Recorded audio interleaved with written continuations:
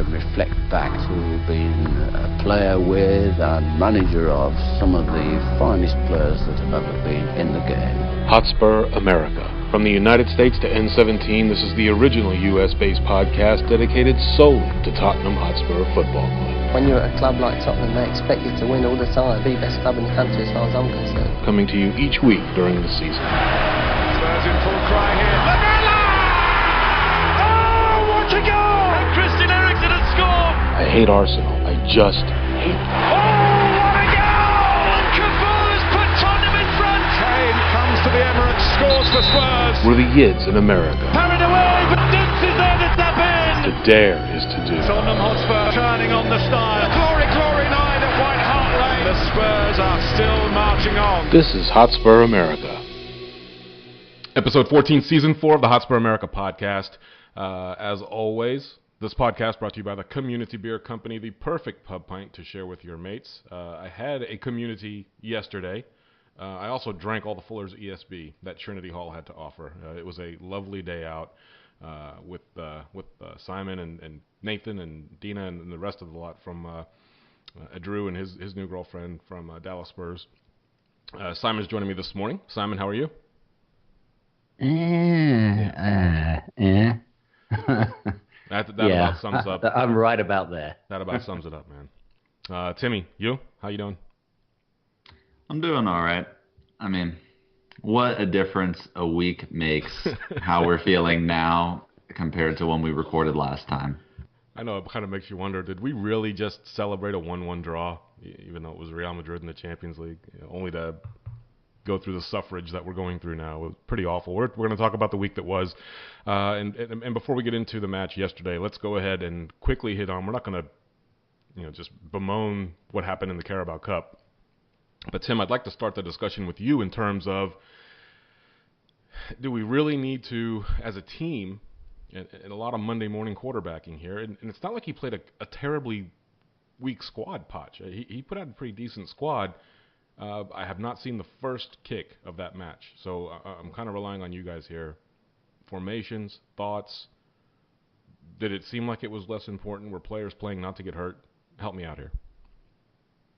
I mean, it was just completely two different halves. We started off on fire. The first half came out there, got the 2-0 victory to start off, went in the dressing room, I guess just feeling confident and thought we'd phone it in for the rest of the match, that it was going to be an easy win. And obviously it never is when you're playing in a derby like that. They're going to try to the very end, and they just upset us. We let a 2-0 lead go. And I know some people are saying, well, it's just a cup, we didn't need to bother about, it doesn't matter. I mean, I think it does matter. I want us to try and win everything we can, and I'm upset about it. I don't like that mindset saying it's good that we won out, we don't have to worry about it. I'm genuinely upset that this is another trophy that we miss out on winning. I have never seen us win a trophy in my time supporting Spurs. Yeah. It's been a while since we have. I want us to win a trophy, and I'm upset about this.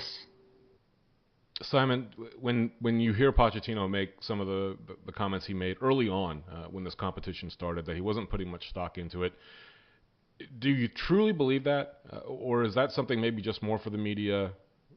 And if so, why would he say something like that, I guess, is a big question. And is it important that we do go after a trophy like that? Look, everybody wants to win the league and do really well in Champions League and possibly win an FA Cup.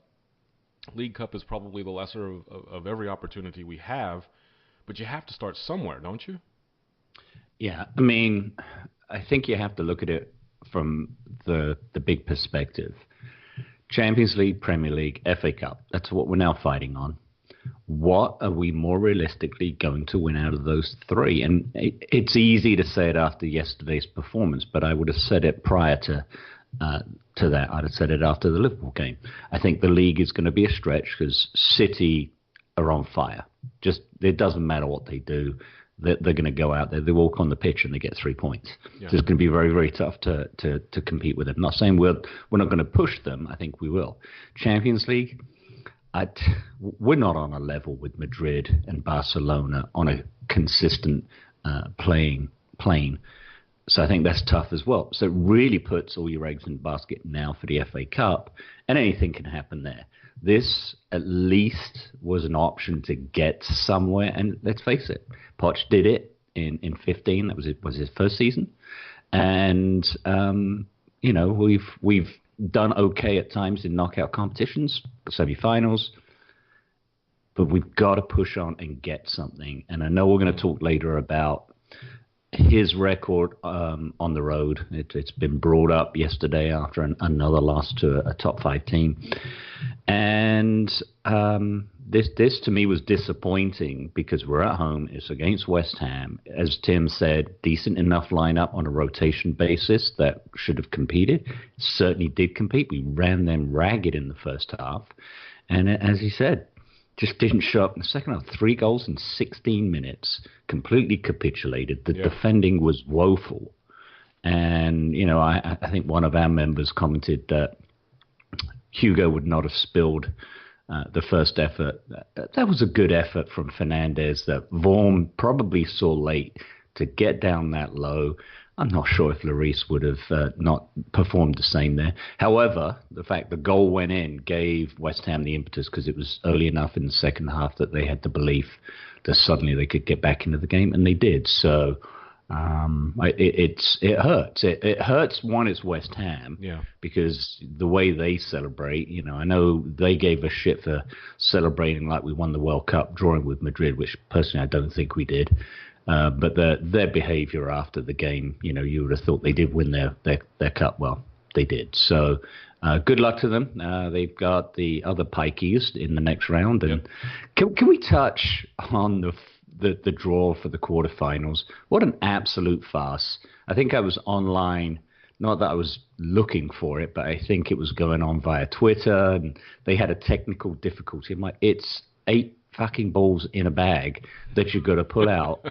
And I remember when I stayed up late for the draw. You did. That got us to Barnsley, and it was a fast back then.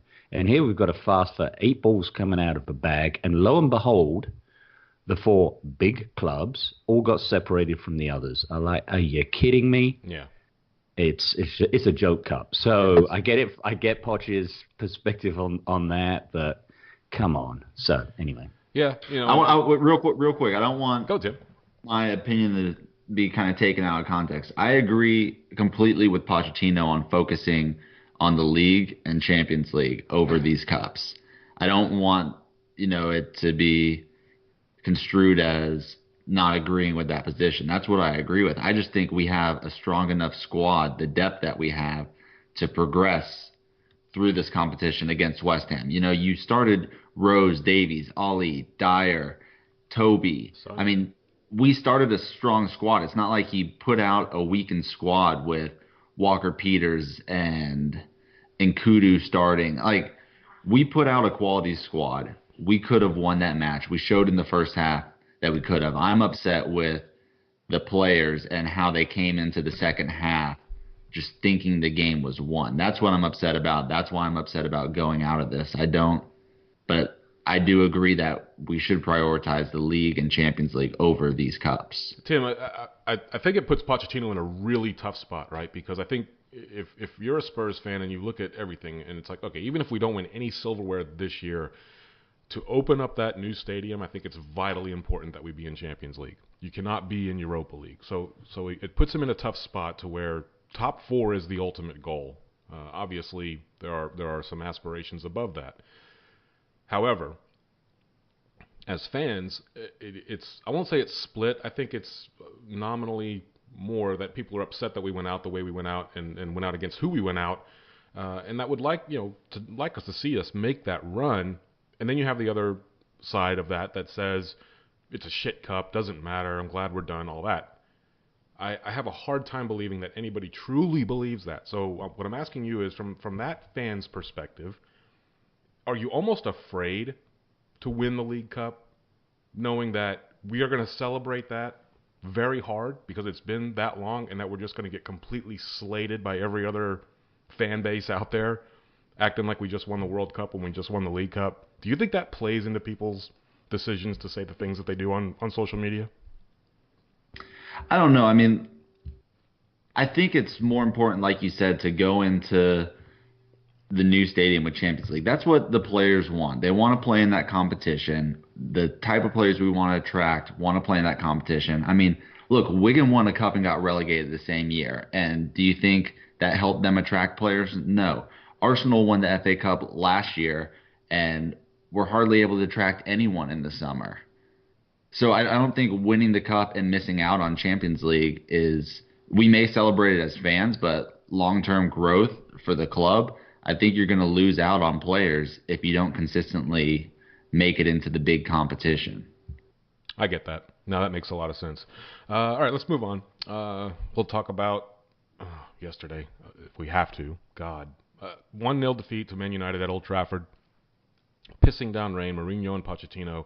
Obviously, Guillaume, we just had them on for an interview talking about the book, and part of that interview was the situation with Eric Dyer, and how he interviewed Dyer and interviewed Poch and interviewed, I don't think he talked to Mourinho, but how that situation came about. So there's a little bit of testiness, I guess, in that relationship. So Dyer gets the start at center back over Sanchez, maybe kind of as a dig from Poch to Mourinho, who knows.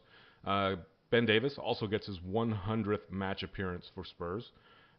Simon, your thoughts on the lineup, how we came out? Obviously, not having Kane going into this match, 3 years, we had not lost a league match with Kane out of the lineup. So we tend to do okay, find a way to get a draw, something. This was the first time that kind of backfired in our faces a little bit. Your thoughts on the match? Well, where to begin? I know you brought that up to me when we bumped into each other in the pub before kickoff, and I brought up the fact that Poch has got 0 points and no goals in his 3 prior matches at Old Trafford. And that trend continued to end up in my corner, not yours. So as much as I would have loved it to have been your statistic. But yeah, I think we clearly missed Harry. Easy to Monday morning quarterback. I've seen comments that if Sanchez had started in the back 3, he'd have got that pass. Again, easy to say in hindsight. Yeah. Not sure why Dyer started there versus Sanchez, because I've got to think both of them are going to be playing Wednesday. And obviously, Llorente, when he came on, did nothing pretty much for the second match. I know he had the nice flick on that got to Sonny for his assist to Sissoko, but that's his contribution solely in the last 2 matches. I think it might have been better for him to start, because we seem to be putting a lot of aerial balls in prior to him coming on, and the minute he came on, we didn't put any aerial balls in.